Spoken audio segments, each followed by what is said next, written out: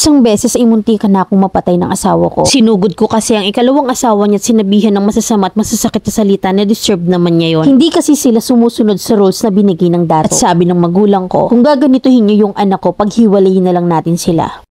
18 years old na ako at isang moro. When I was grade 9 at 15 years old ako that time, may lalaki akong nakilala sa Facebook na nag-send sa akin ng friend request. Dahil normal naman sa akin na mag-accept ng mga friend request, ay in-accept ko to. Kinagabihan ay nag-chat siya sa akin at nangangamusta at nagpakilala. Fast forward ay naging boyfriend ko siya. Umabot kami ng 1 year and 3 months at nag-break rin kami because of misunderstanding. At binulak ko siya sa lahat ng apps. At may nakilala pa akong isang lalaki sa Facebook na 16 years old na malapit lang sa bahay namin. Fast forward ay naging boyfriend ko siya for 2 weeks. Dahil nakipag-break siya sa akin kinalaunan. Na dahil daw sa hindi pa siya makamove on sa ex niya. At ilang araw lang ay in-unblock ko yung ex ko at nagkausap kami ulit. Humingi siya sa akin ng sorry at naging maayos naman kami at kinalaunan ngayon nagkabalikan kami. Lumipas ang ilang buwan at grade 10 na ako nito ay pinakilala na niya ako sa pamilya niya. Tanggap ako ng pamilya niya at mababait naman sila sa akin. Hanggang sa nag-second grading na kami, kinausap ako ng boyfriend ko na gusto na raw niya akong yayaing magpakasal. This time ay 16 years old ako at siya naman ay 17. Ilang beses niya akong paulit-ulit at tinatanong na magsama na kami pero natatakot ako. Then after a week ay sinabi ko to sa nanay ko na dahil umiiwas rin ako sa mga chismis. Yung mga chismis na ginagawa raw namin kung saan-saan na ipinapakalat at nakarating yun sa pamilya ko. Kaya't nagdesisyon ako na sabihin na yun sa nanay ko at ang sagot naman niya sa akin, pag-isip-isipan mo at hindi naman sa ayaw ko pero ang bata mo pa. Pero sa amin naman kasi ay uso talaga yung maagang kinakasal. Hanggang sa nagpunta sa amin ang pamilya niya para makipag-usap sa pamilya ko. Natapos ang pamamanhikan at kinasal kami ng May 29, 2022. Sa mismong araw pa ng birthday ng asawa ko. Na hindi naman sa pagmamayabang pero may kaya ang pamilya niya. Na kaya naman maganda rin yung kasal namin. Fast forward ay sa mga biyanan ko na kami tumira. At sila na rin ang nagpatuloy sa akin ng pag-aaral. Pagkatapos ko ng grade 11 ay niregaluhan ako ng nanay niya ng iPhone 11. At sobrang saya ko that time. Na na-appreciate daw kasi nila ako kasi magaling ako sa gawaing bahay at mahilig akong magluto. Kaya't hindi sila napapagod sa tuwing nasa bahay ako. Fast forward ay grade 12 na ako. At dito na nag-iba ang trato sa akin ng asawa ko. Ramdam ko na may ibang babaeng namamagitan sa amin. At nung binuksan ko yung account niya, dahil sa kutob ko na may ibang babae ang asawa ko, nalaman ko na nakakausap niya pa pala yung ex niya. Hindi ako nakapagtimpit, sinabi ko yun sa magulang niya at kinampihan naman ako nila. Pero matigas talaga yung ulo ng asawa ko. Pero this time ay nagkaayos kami at binalak niya yung ex niya. Fast forward ay ilang weeks lang ay kinukutuban na naman ako. Nalaman ko na nambababae na naman yung asawa ko at kapitbahay pa namin. Lahat ng account ay binuksan ko pero malinis. Hanggang sa nahuli ko sila sa IG. Nakain pala sila sa restaurant at nagpipicture pa gamit yung cellphone ng asawa ko. At dahil hindi ako nakapagtimpe this time, pinuntahan ko ang babaeng yun at pinangalat ko na kinakabit niya ang asawa ko. Pinigilan ako ng asawa ko at ng ama niya na dahil nanginginig ako sa galit. Kinausap ng biyanan ko ang pamilya ng babae at naging maayos din naman. Naging okay ulit kami ng aking asawa. Fast forward ay third grading na ng school namin. Lumipat kami sa ibang barangay at hindi naman kalayuan at hatid sundo pa rin ako ng asawa ko. Ilang months din kaming walang away pero bigla na naman akong binangungot dahil sa isang gabi ay napanaginipan ko yung asawa ko na may babae na naman. Madaling araw na noon at binuksan ko yung cellphone niya. Kinalkal ko lahat ng apps kahit sa IG wala akong makita. Pero may napansin akong isang account na nakasave sa Facebook niya pero hindi ito nakalogin. At pag login ko, dun ko siya nahuli na naman. 23 years old yung babae at 4 na taon ang agwat niya sa asawa ko. Nabasa ko yung chat ng asawa ko na kung pwede ba kitang makita at sumagot si babae ng nagpapaganda ako at saka bawal akong maarawan pero sige papayag ako. Pagkatapos kong mabasa yung pag-uusap nila ay nilag-out ko agad yung account. Kinaumagahan ay umalis ako ng maaga na by the way yung babae yun ay sa unahang barangay lang namin. Nakipagkita ako sa babae at tinanong ko siya sa account na yon. Nang una tumanggi siya pero kinalaunan ay inamin niya rin sa akin. Fast forward ay nagtagal ang pag-aaway namin mag-asawa pero hindi ito nalaman ng pamilya niya at pamilya ko. Hanggang sa isang araw ay kinausap ako ng biyanan ko at gusto daw na magduwaya ng anak nila. Napaluha ako noon at nayakap ko ang biyanan ko. Natanong ko sa kanya kung bakit, anong kulang sa akin at bakit niya nagagawa yun sa akin. Sinagot ako ng biyanan ko nang sabi daw ng asawa ko gusto na raw niyang magkaroon ng anak. Na napaiyak ako noon kasi hindi ko alam kung anong isasagot ko. Na hindi pa rin kasi kami binibiyayaan ng anak. Na kaya raw gustong mag-asawa ulit at baka daw sakali na dito ay magkaroon na. Ilang araw ang lumipas at tumawag sa akin ng nanay ko. Tanong niya ako kung alam ko na raw ba. Sabi niya nagkausap na kami ng biyanan mo at wala tayong magagawa. May nangyari na kasi sa asawa mo at sa ahas na yun. At bigla kong napatay ang tawag ng nanay ko at nanginginig ako this time. Nagkausap ang mga in-laws namin kasi pinapunta ang mga magulang ko sa bahay ng biyanan ko. Na para nga pag-usapan ang nangyari. Nakita ako ng asawa ko na gano'n na nanghihina pero imbes na tulungan niya ako ay tinalikuran tinalikuran niya pa. Kinausap ako ng biyenan ko at inexplain sa akin ang nangyari. Na wala na raw akong magagawa kundi ang umuo. Dahil karapatan sa amin ang magduwaya or dumagdag ng asawa at dahil mahal ko rin naman ang asawa ko ay pumayag na lang ako. Fast forward ay kinasal sila. Napag-usapan na 3 days siya sa akin at 3 days din sa kabit niya. Una okay naman yung pamamaraan nilang dalawa sa akin. Nasusunod pa ang mga rules namin pero bigla na lang nag-iba ang trato ng asawa ko sa akin. Dahil minsan kahit araw niya sa akin ay nasa ikalawang asawa siya. Doon kumakain at umuuwi pero sa akin naman siya natutulog. Hindi ko masyadong iniisip yun kasi busy naman ako sa school. Ating na rin sa punto na kahit na gabi nandun pa rin siya sa babaeng yun. Nagumagawa na siya ng mga dahilan na hindi raw siya makatayo ng maayos at masama ang pakiramdam niya. By the way, pinatayuan ng binan ko ang ikalawang asawa at dun lang sa unahan ng bahay nila. Pero kahit na ilang minuto lang ay hindi ako mabisita sa bahay. Hanggang sa nagbakasyon sila at kasama ang ikalawang asawa at naiwan ako kasi busy ako sa school. Nawala naman ako magawa kasi importanteng lakad yon. Umalis sila at naiwan ako sa pangangalaga ng bayaw ko. Hanggang sa dumating ang Ramadan at fasting ng mga Muslim. At nag-flight na rin ang bayaw ko papuntang Saudi at naiwan ako mag-isa sa isang compound. Pero dahil may mga kapitbahay akong mabait ay binibisita nila ako. Walang alam ang magulang ko hanggang sa kinalaunan nginalaman nila na mag-isa lang pala ako sa bahay. Hindi ko kasi masabi sa kanila kasi nahihiya ako at natatakot ako na baka paghiwalayin kami ng asawa ko. Hanggang sa ilang araw na at nag-fasting na lang ako mag-isa sa bahay. Kumuha naman sila ng driver ang mga biyanan ko para mahatid sundo ako sa school. Pero lumipas ang 3 linggo hindi pa rin sila nakakauwi. Na dahilan ng biyanan ko hindi pa raw tapos ang transaksyon nila. Hanggang sa bakasyon na namin sa school ay pinauwi ako ng magulang ko sa amin at doon ako pinatira. Nalaman ng magulang ko na bago umalis ang pamilya ng asawa ko ay may nangyaring hindi maganda. Namuntikan na ako mapatay ng asawa ko. Na dahil sinugod ko ang ikalawang asawa niya, sinabihan ko ng masasama at masasakit na salita dahil deserve niya yon. Na hindi sila sumusunod sa rules na binigay ng Kamal or dato kung tawagin sa amin. At pinagtanggol niya ang ahas na yun at pinagtanggol ako that time ng biyanan ko. Pinakuha ang barilo sa bayaw ko at sinampal ng biyanan ko ang asawa ko dahil nawalan siya ng respeto sa akin. Ilang beses rin akong pinagsalitaan ng asawa ko ng masasakit na salita at noong narinig ng nanay ko yun, dahil nga sa mga kwento ko ay naiyak na lang siya sa akin. Hindi daw niya masisikmura ang pinagagagawa ng pamilya ng asawa ko sa akin, na pati na rin ang kabit ng asawa ko. Kinausap ng magulang ko ang mga biyanan ko at tinawagan niya ang mga to. At sinabi, kung gaganituhin niyo yung anak ko ay paghiwalayin na lang natin sila. Na ngayon nga ay hiwalay na kami ng asawa ko. Pero nandito pa rin sa akin yung trauma. First year college na ako ngayon at midwife ang course ko. Na ang nagpapaaral sa akin ngayon ay ang panganay naming kapatid na teacher. Sa ngayon ay may boyfriend ako at seryoso siya sa akin. Pero ako naman yung hindi nagsiseryoso pero hindi naman ako nanloloko. Mahal ko siya pero sa tuwing naalala ko yung ex-husband ko ay nasasabihan ko siya ng masasakit na salita. Na kesyo pare-pareho lang kayong mga lalaki. Na sa una lang magaling. Pero napagtanto ko na nakakasakit na ako sa mga salita ko kaya nawala na rin ako ng gana makipag-boyfriend. Na kaya naman hiniwalayan ko rin ng boyfriend ko. Na ngayon nga wala akong balak magkaroon ng boyfriend dahil na rin sa trauma. Maraming salamat sa pagpili ng kwento ko at humihingi na rin ako ng advice sa inyo. Letter sender,